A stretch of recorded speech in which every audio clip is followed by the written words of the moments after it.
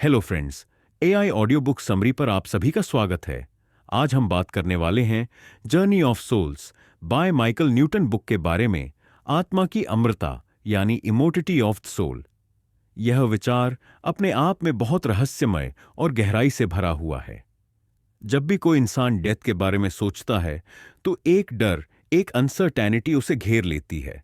लेकिन अगर हमें यह समझ में आए कि फिजिकल बॉडी तो खत्म हो जाती है पर आत्मा कभी नहीं मरती, तो जिंदगी को देखने का हमारा नजरिया ही बदल सकता है। यह सोच हमें सिर्फ कंफर्ट ही नहीं देती, बल्कि लाइफ को एक डीप मीनिंग भी देती है। बहुत सारी स्पिरिचुअल और फिलोसॉफिकल ट्रेडिशंस, चाहे वह हिंदू धर्म हो, बौद्ध धर्म, ईसाई धर्म या फिर कोई और, सब में कहीं ना कहीं आत्मा की कंटिन्यूटी की बात की गई है। इन टीचिंग्स में बताया गया है कि इंसान का सच्चा रूप उसका शरीर नहीं बल्कि उसकी आत्मा है, जो ना कभी जन्म लेती है और ना ही मरती है। वो बस एक बॉडी से दूसरी बॉडी की जर्नी करती रहती है। इस विचार को जानने के बाद हम डेथ को एक एंड की तरह नहीं बल्कि एक नया बिगिनिंग मान सकते हैं। कुछ मॉडर्न रिसर्चर्स ने भी इस विषय पर गहरी स्टडीज की हैं। नियर डेथ एक्सपीरियंसेस, जहां लोग क्लिनिकली डेड होने के बाद फिर से जिंदा हुए हैं, उनमें से बहुतों ने बताया कि उन्होंने लाइट देखी, पीस महसूस किया और ऐसा लगा कि वह अपने बॉडी से बाहर हैं। ये एक्सपीरियंसेस किसी इमेजिनेशन से ज्यादा रियल लगे। कई बार उन्होंने अपने आसपास के लोगों की कॉन्वर्सेशंस तक एक्यूरेटली बता दी, जो उस समय हुई थी जब उनका फिजिकल बॉडी रिस्पॉन्स नहीं दे रहा था। ऐसे एक्सपीरियंसेस ये सजेस्ट करते हैं कि कॉन्शियसनेस यानी चेतना सिर्फ दिमाग में सीमित नहीं है, बल्कि वह बॉडी से इंडिपेंडेंट भी एग्जिस्ट कर सकती है। जब हम ये सोचते हैं कि सोल कभी खत्म नहीं होती, तो हमें एक नया करेज मिलता है। लाइफ के मुश्किल समय में जब हम डरते हैं या परेशान होते हैं, तब ये सोच हमें स्ट्रेंथ देती है कि यह पेन परमानेंट नहीं है। हमारी आत्मा हर एक्सपीरियंस से कुछ सीखती है, ग्रो करती है और आगे बढ़ती है। सफरिंग भी तब एक सीख बन जाती है, न कि बस एक पनिशमेंट। ये रियलाइजेशन हमें होपफुल बनाता है और हम हर चैलेंज को एक अपॉर्चुनिटी की तरह देखना शुरू कर सकते हैं। इस अंडरस्टैंडिंग का एक और ब्यूटीफुल इफेक्ट ये है कि हम अपनी लाइफ को और मीनिंगफुल बना सकते हैं। अगर हमें पता है कि हमारी सोल इस जीवन के बाद भी एक्जिस्ट करेगी, तो हम अपने एक्शंस, अपने थॉट्स, अपने रिलेशनशिप्स को ज्यादा ध्यान से हैंडल करेंगे। हम मटेरियल चीजों से ज्यादा इनर पीस और स्पिरिचुअल ग्रोथ को देंगे, क्योंकि अब हमारा फोकस सिर्फ इस जीवन की सक्सेस पर नहीं रहेगा, बल्कि सोल की जर्नी और एवोल्यूशन पर रहेगा।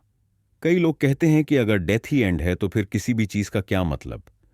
पर जब हम ये मानते हैं कि आत्मा कभी मरती नहीं, तो हर रिलेशनशिप, हर इमोशन, हर एक्सपीरियंस की वैल्यू बढ़ जाती है। हम लाइफ को एक गिफ्ट की तरह अप्रिशिएट करने लगते हैं। हमारी प्रायोरिटीज बदलती हैं।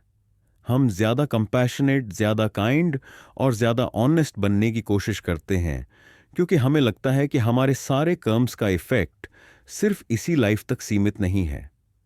कई बार लोग पूछते हैं कि अगर आत्मा अमर है तो वह रहती कहाँ है। इसका कोई एक फिक्स्ड जवाब नहीं है, लेकिन बहुत सारी स्पिरिचुअल फिलॉसफीज ये कहती हैं कि सोल एक सल एनर्जी है जो हर जगह हो सकती है, और जब शरीर मरता है तब आत्मा एक नए जर्नी पर निकलती है।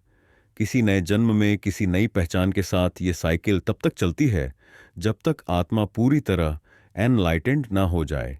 इस आइडिया से हमें खुद को जानने का भी मौका मिलता है। हम ये सवाल पूछते हैं कि मैं कौन हूं? क्या मैं सिर्फ मेरा नाम, शरीर या प्रोफेशन हूं, या फिर मैं एक सोल हूं जो ये सब एक्सपीरियंस कर रही है? जब हम इस तरह के क्वेश्चंस एक्सप्लोर करते हैं तो हमारी अवेयरनेस बढ़ती है। हम सुपरफिशियल चीजों से ऊपर उठकर डीप इनर कनेक्शन को महसूस करने लगते हैं। मेडिटेशन, साइलेंस और इंट्रोस्पेक्शन के मोमेंट्स में हमें यह रियलाइजेशन और भी गहराई से होती है।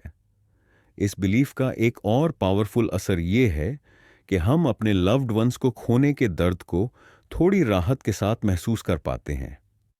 अगर हम ये माने कि आत्मा अमर है, तो हम ये सोच सकते हैं कि वह आत्मा कहीं ना कहीं किसी और रूप में एग्जिस्ट कर रही है।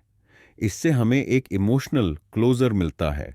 हम जानते हैं कि गुड बाय हमेशा के लिए नहीं होता। कुछ लोग इस विचार को रिजेक्ट भी करते हैं, क्योंकि उन्हें लगता है कि जब तक कुछ साइंटिफिकली प्रूव ना हो जाए तब तक उसे एक्सेप्ट नहीं करना चाहिए। और ये बात कुछ हद तक सही भी है, क्योंकि ब्लाइंड बिलीफ कभी कभी डेंजरस भी हो सकता है। लेकिन सोल की इमोर्टिटी का कॉन्सेप्ट सिर्फ ब्लाइंड बिलीफ नहीं है। ये एक ऐसा अनुभव है जो कई लोगों ने पर्सनली फील किया है, और साइंस भी अब इस एरिया में क्यूरियोसिटी दिखा रहा है। कॉन्शियसनेस स्टडीज और क्वांटम फिजिक्स में कई ऐसे थ्योरीज हैं जो बता रहे हैं कि रियलिटी सिर्फ उतनी नहीं है जितनी हमें दिखती है। जब हम इस ब्रॉडर पर्सपेक्टिव से लाइफ को देखते हैं तो हमारे डिसीजंस भी ज़्यादा कॉन्शियस हो जाते हैं। हम जान जाते हैं कि हर थॉट, हर इमोशन और हर एक्शन का कुछ ना कुछ इम्पैक्ट होता है, हमारी सोल पर भी और दूसरों की सोल पर भी। तब हम ज़्यादा अवेयर हो जाते हैं कि हम क्या सोच रहे हैं, क्या बोल रहे हैं और क्या कर रहे हैं। इस तरह सोल की इमोर्टिटी का आइडिया सिर्फ एक कंफर्ट नहीं बनता, बल्कि एक जिम्मेदारी भी बनता है। अगर आपको हमारी फ्री समरी अच्छी लगती है तो आप हमारे चैनल को सब्सक्राइब कर सकते हैं, हमारी मेंबरशिप खरीद सकते हैं, या हमें यूपीआई के थ्रू सपोर्ट कर सकते हैं। अब समरी पर वापस चलते हैं।